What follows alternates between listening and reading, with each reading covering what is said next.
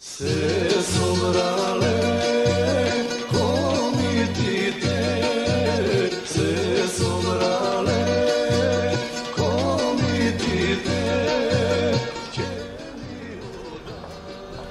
Не се собрале комитите. Некога се поделија 800.000 евра при последниот повик на владата за доделување пари на граѓанските организации.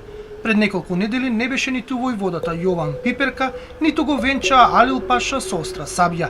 Мажачката на скоро 1.000.000 евра ја направи тогашниот вице-премиер, а сегашен адвокат Никола Тодоров.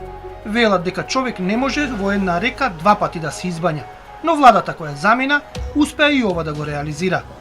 Има еден клучен елемент кој што не е запазен од тој кодекс, а тоа е дека одлучувањето на крајот за средствата е на некој начин политичко, бидејќи не се следат добрите практики, например да биде комисијата која одлучува за средствата составена од тројца експерти за одредена област за која што се доделуваат средствата, туку одлучуваат за тоа, например, неколку министри, од 3 до 5 министри во комисија одлучуваат за тоа кои ќе ги добие средствата за поголем број на приоритети кои што произведуваат од владата на Република Македонија.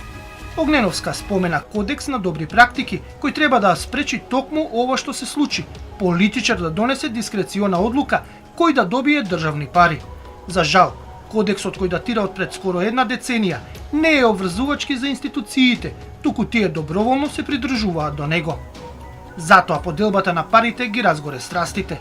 На виделина, освен што испливаа граѓанските организации на кои никако не може да им се влезе во трага, едноставно се фантомски, исплива и прашањето на поделено општество и поделен граѓански сектор.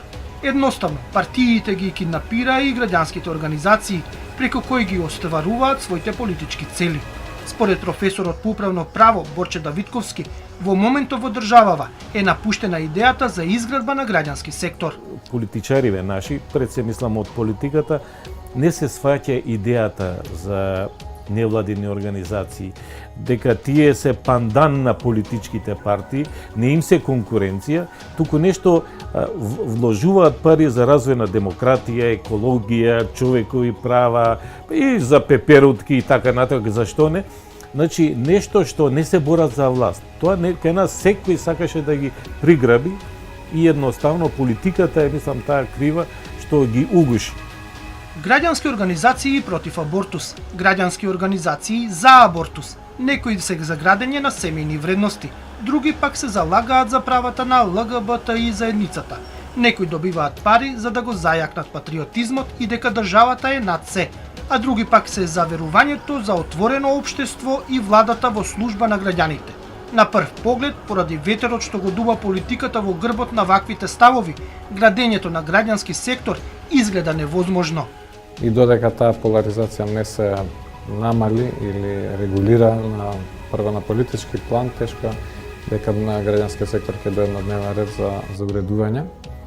Што не значи па дека не треба да размислуваме на таа тема и дека со разрешницата на политичката криза ќе се дојде на дневен ред, сметам и релативно брзо, бидејќи дури и со таквата најава, со употреба на тој термин десоросизација, намерата беше уредување на граѓанскиот сектор и креирање на условно речено независен граѓански сектор и тоа природно ќе си дојде. Но и да се смират страстите и партиите да најдат политичка волја за изградба на граѓанскиот сектор, кој ќе треба да го демократизира, но и унапреди општеството. Проблем ќе биде како да се избегне сегашната состојба со непочитување на кодексот на добри практики. Според Давидковски, решението на сегашниот проблем е многу едноставен. Тоа е кодексот да се озакони. Мора да има политичка волја, мораме кодот да го смениме на размислувањето на нашиве политичари. Мора да има политичка волја дека се сака да се гради исклучиво непартиски и независен невладин сектор. И од МЦМС, една од најголемите граѓански организации која вмрежува голем број помали, вела дека постоечкиот кодекс на добри практики кој го регулира начинот кој и како ги добива финансиите од државниот буџет, нема да се применува само од генералниот секретаријат на владата, туку би бил законска обврска за сите министерства и државни органи кои финансираат граѓански здруженија. Во државата треба да има децентрализиран систем, во смисла различни различни министерства да си распределуваат средства, тоа ќе значи дека секое министерство ќе може да си уреди внатрешно како смета дека е најсоодветно, меѓутоа да има некои основни правила, како што кажав, може да се предложи да биде тоа комисија од најмалку 3 члена, кои што се експерти во областа, кои што се државни службеници од одредено министерство и експерти во областа за која се доделуваат средствата. Конкретно за ова, например, ама има и многу други чекори кои што треба да се решат во таа процедура за да биде на крајот транспарентно и отчетно. А дали ќе се реализира ова, ги прашавме и СДСМ и ВМРО ДПМН. Од партијата на Никола Груевски се состав дека нема да дадат изјава, бидејќи немаат парламентарно мнозинство, па за ова прашање треба да се праша СДСМ, која во моментов носи одлуки и закони во државава. Истакнаа и дека е познат нивниот став за невладиниот сектор и за потребата од десоросоизација и намалување на финансирањето од странство. И покрај сите напори, од СДСМ не добивме став како би го регулирале граѓанскиот сектор, иако голем дел од припадниците на невладиниот сектор станаа советници во новата влада и во министерствата.